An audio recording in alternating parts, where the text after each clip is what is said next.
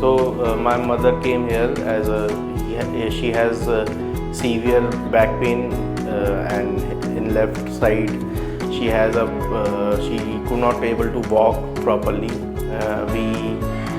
We admitted her in another hospital, and the doctor says that she needs surgery ASAP. And when we came here, the doctor said that there is no need of surgery, and he guided us and he told us that we need to require a physiotherapy, and they are excellent about that.